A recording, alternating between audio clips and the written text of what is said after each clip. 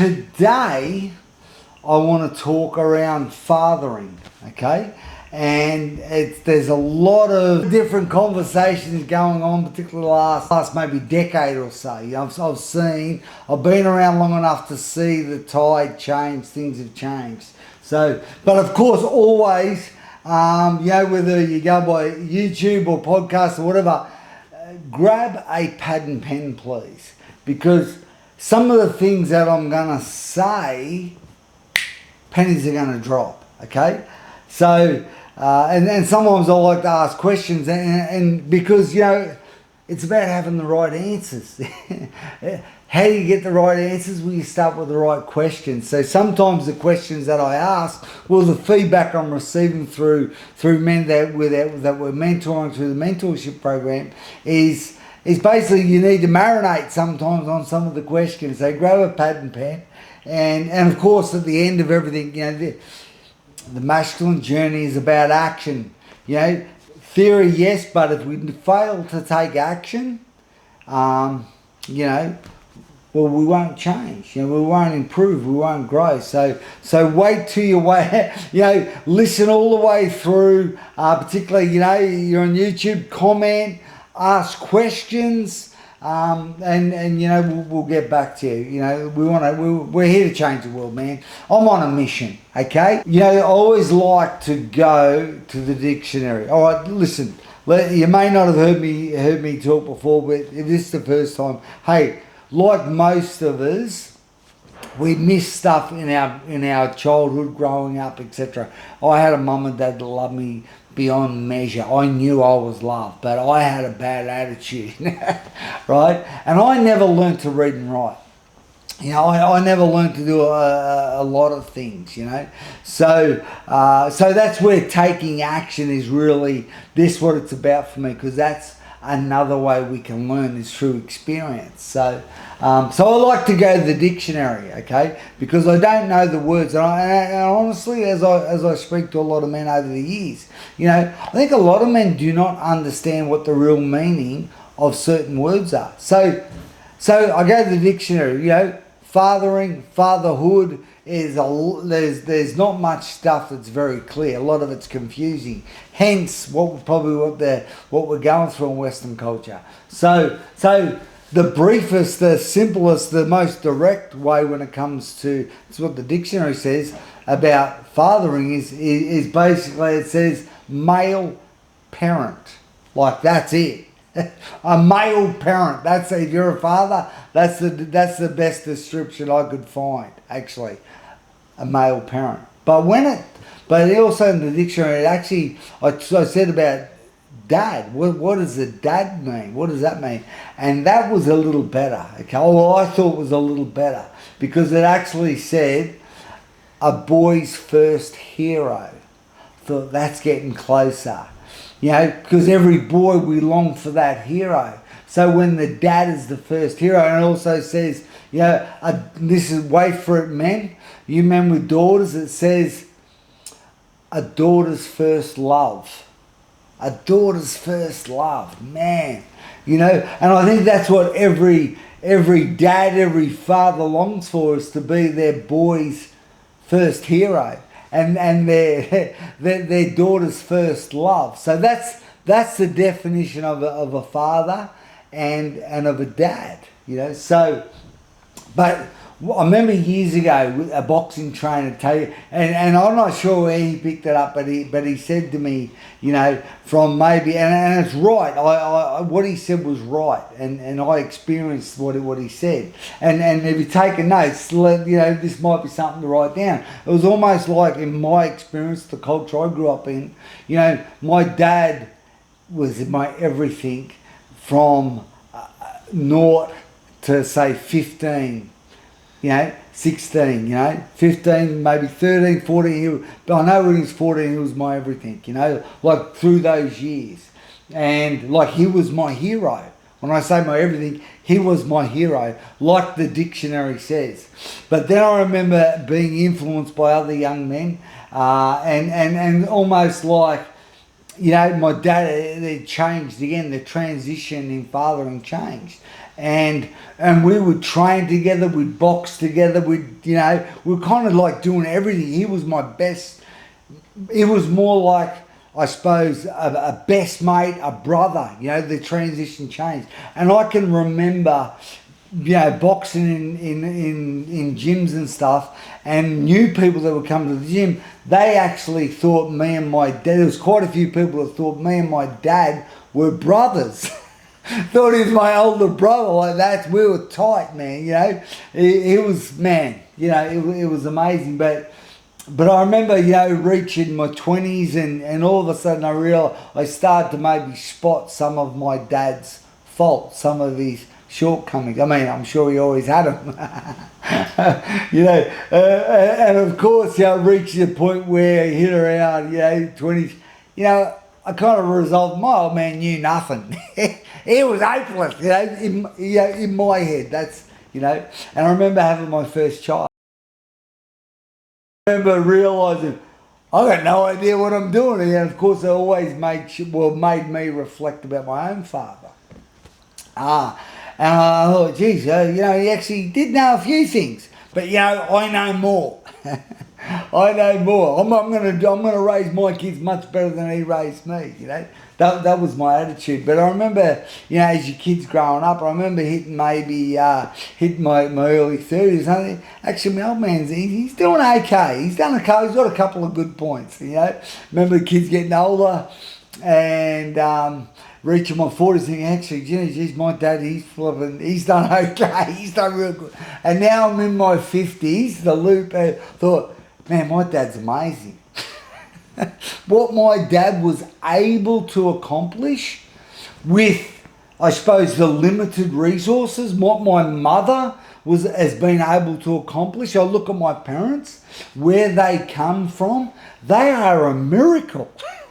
They are, and we look at the way they're raised. Goodness me, it's absolutely amazing what my mum and dad have been able to accomplish. So that's becoming a father, fathering, and I think one of the things that when I have understood what it's like, I've got my wife and I have 7 children, it's been amazing, I remember, I always like to think, I go back to that memory when my first daughter, my first child was born. I remember her coming out of her mum, and I remember thinking, there must be a God.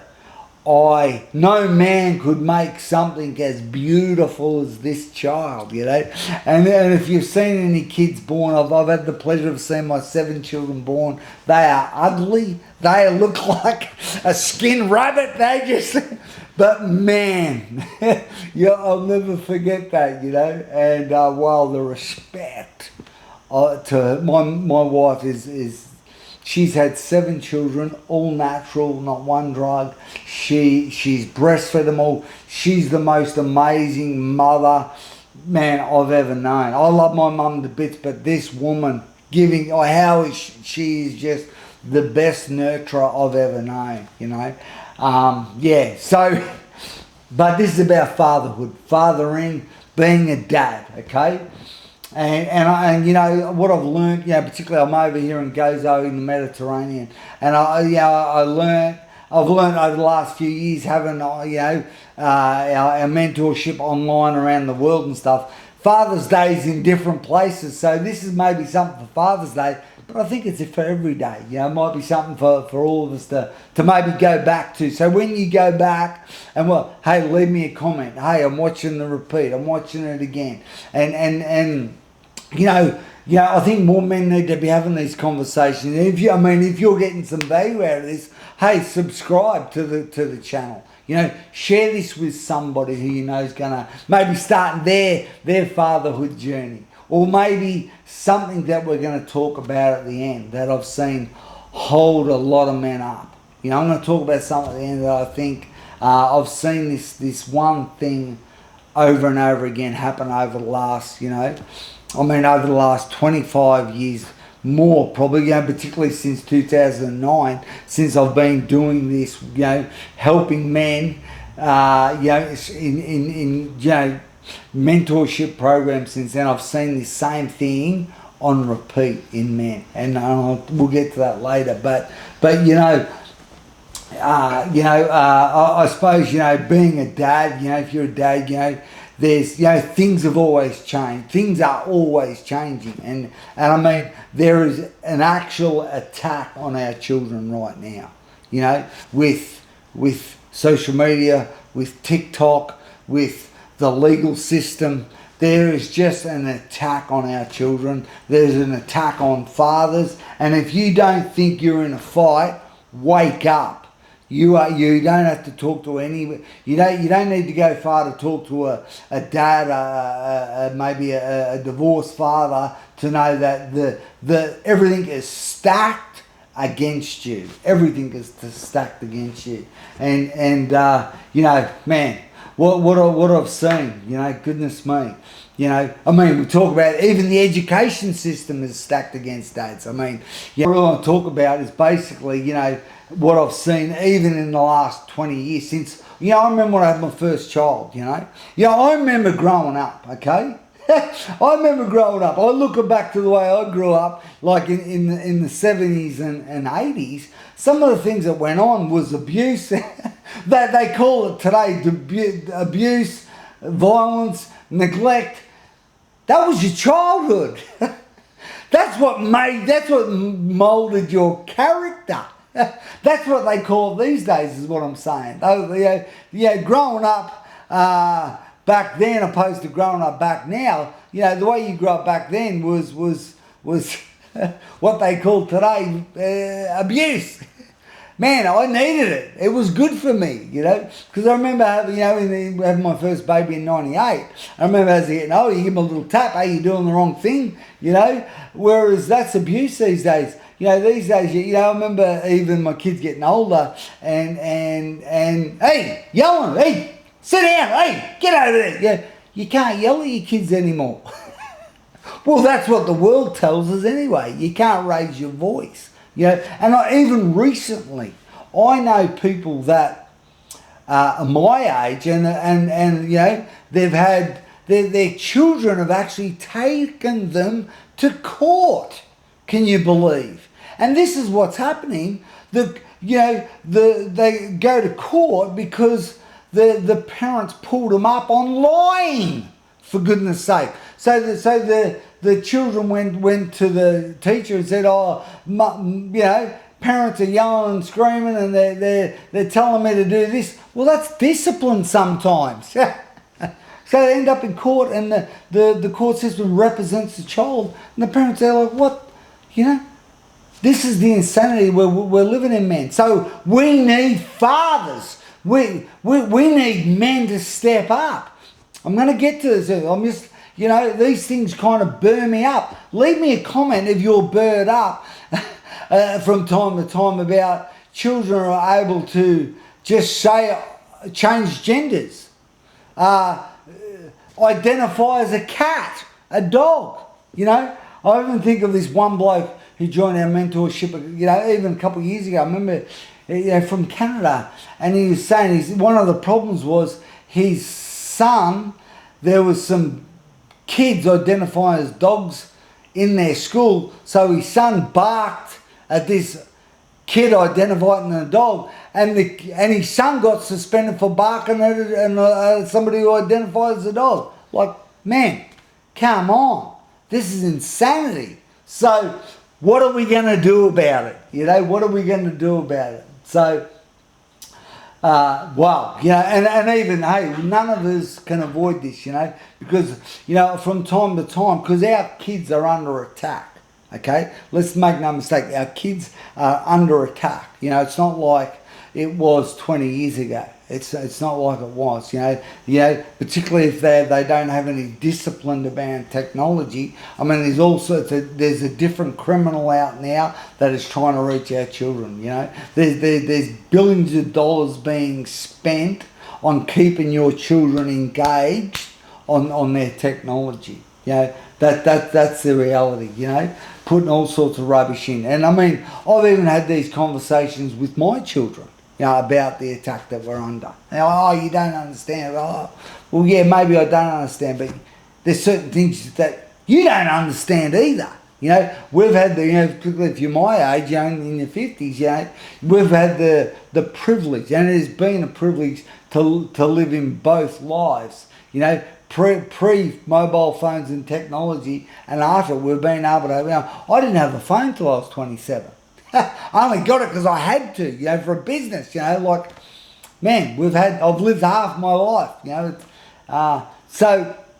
Anyway, what I'm getting to, I remember this happened a couple of times with my children. I'm being personal here, and they say things like, "Dad, you don't understand how hard it is," and I'm like, "Hard? Describe hard." And you may be dealing with teenage children or kids in their 20s, and describing hard because I'm pretty sure I know what hard is. I'm pretty sure I know what hard isn't.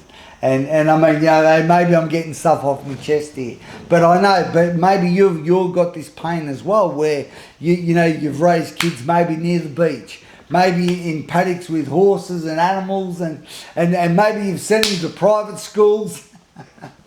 They wear designer clothes. You shield them from all the negative stuff. You raise them in church, and life's hard. I can't help but laugh, and I suppose it's perspective, isn't it? It's perspective, and we've got to be, particularly if you're my age and you've been, maybe, listen, I've had a dream run. I know, men, it's been relatively very challenging, what I would call hard, okay? So I've had a dream run. There's been testing times, we've all been tested as men. As fathers, as husbands, some of us I know are going through these testing times, but and it's all perspective, So gentlemen, we've got to understand we're in a fight, because now I look back at my dad.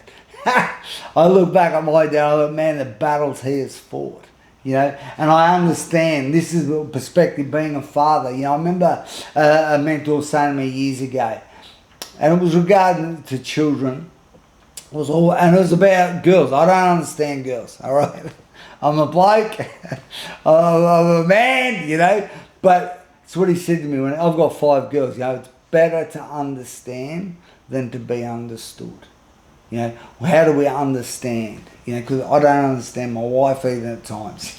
Hey, listen, being real here, and there's also, keepers, I don't want to get off track here, but if you don't understand who you are, that you're going to be confused with everything. At least I get to understand some stuff, all right? I know my role, and that's why I really want to, I suppose, maybe if you're taking notes down, like even say, what do you know what your role is, as a father? Because also we father our boys different to our girls, that definition, our boy's hero. That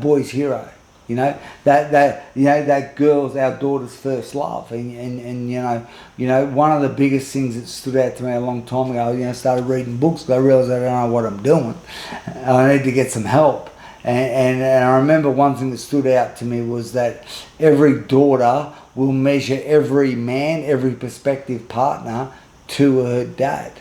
Like I am my daughter's measuring stick for future husband. Okay, so that's like, whoa, Gav, I've got to lift my game.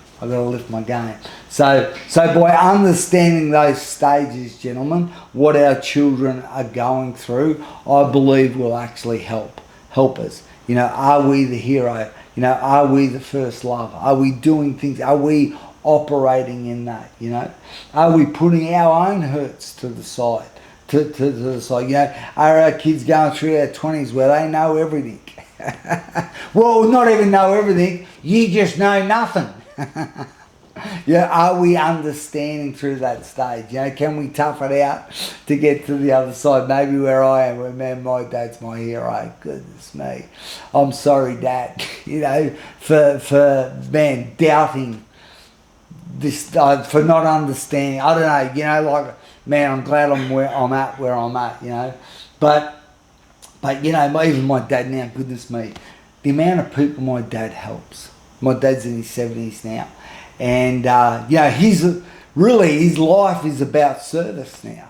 It's amazing what he does, He helps people every single day in 12-step programs.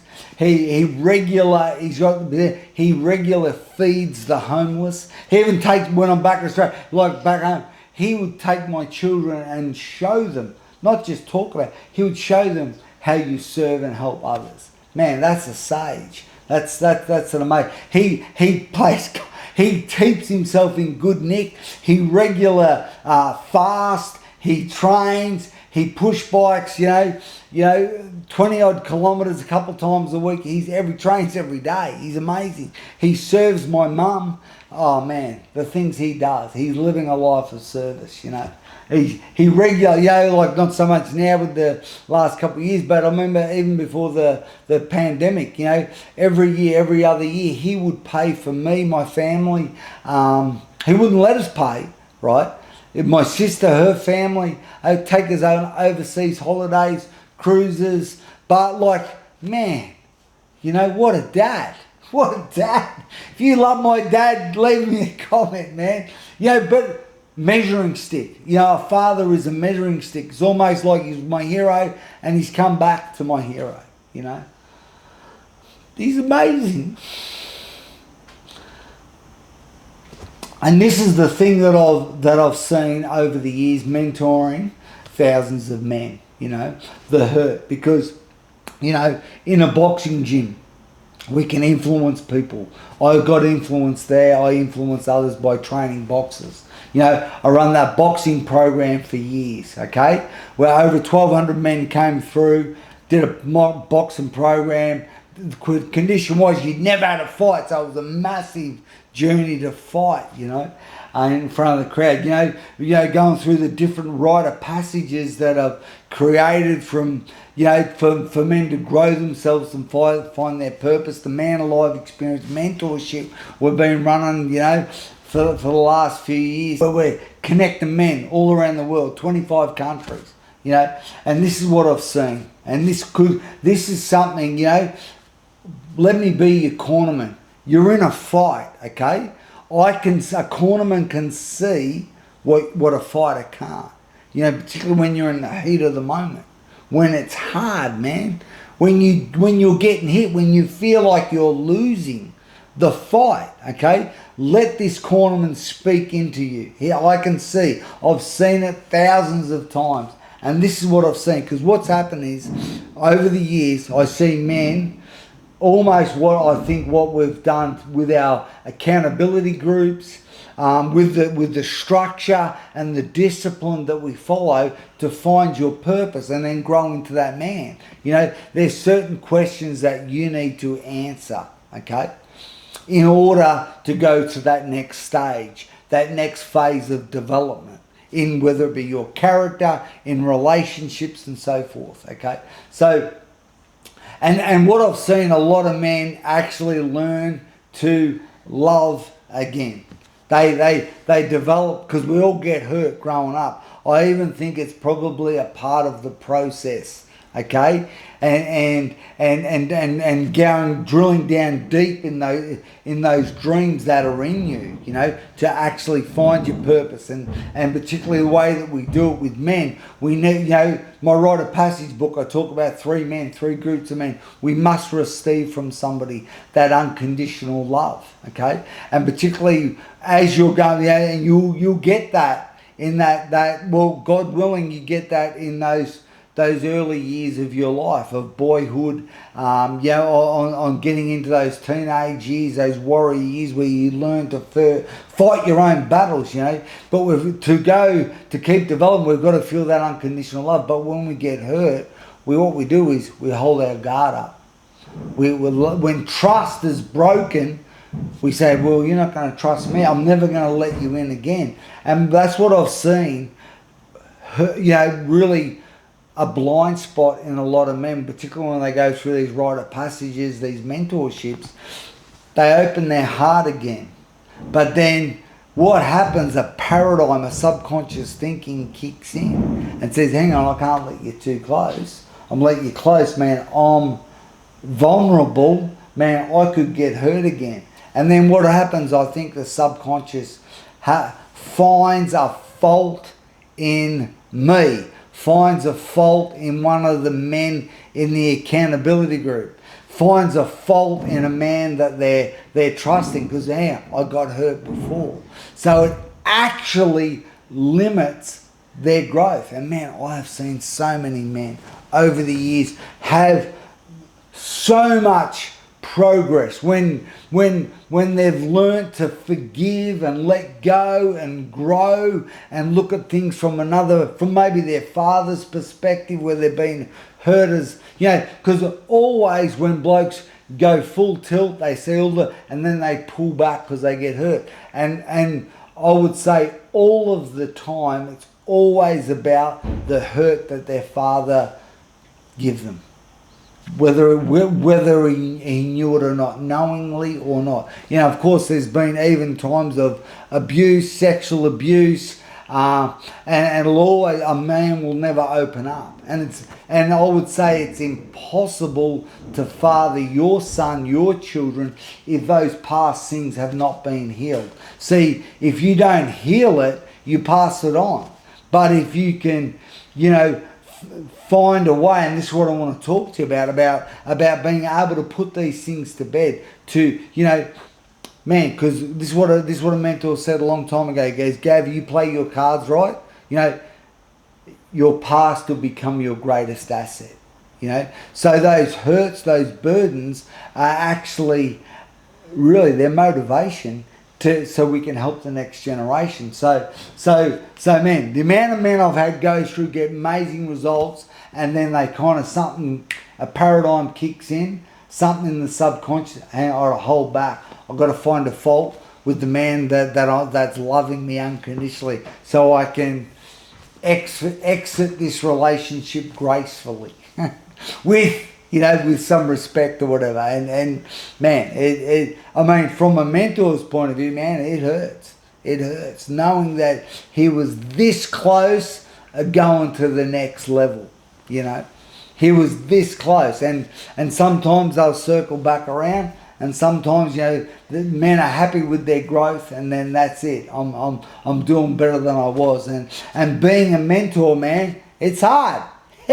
It's hard, but man, it's worth it. When you see men father their children the way that they want to, not just out of their shortcomings and defects, man. And this is what we talk about in Legacy, in our mentorship program, doing things that our children's children will benefit from, opposed to passing on wounds that our children will carry, and they'll pass it on to their children. They'll have to carry it. So, men, time is now, and this is about the action. This hurt that you're carrying, because you're carrying something. For sure, all of us are, right? And this is literally what's going to separate the men from the boys. This is where the tough stuff begins. But like I always say, when you have a clear vision of the future, because if you're looking at the past will repeat itself. You've heard me say, I'm sure, everything's created twice. You focus on the negative stuff, it's going to be delivered again. You'll get it again. You focus on that crystal clear dream. That's what we talk about, the mentorship. Knowing what your purpose is, those deep desires, And even recently, I'm always actually a great man who I listen to a lot. He's actually my pastor's pastor, okay? And he broke down the word dream, okay? And in the Greek it talks about vision, talks about sight, what you see, your dream. But in actual fact, in the Hebrew,